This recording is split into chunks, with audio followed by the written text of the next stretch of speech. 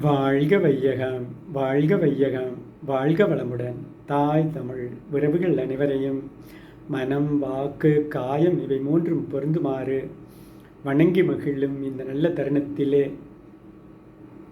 தினம் ஒரு திருக்குறள் வரிசையில் இன்று அதிகாரம் 79 நட்பு. குறள் 8.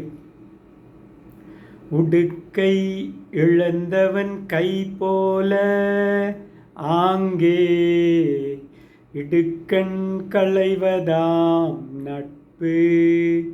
ஆங்கே இடுக்கண் களைவதாம் நட்பு. விளக்க உரை.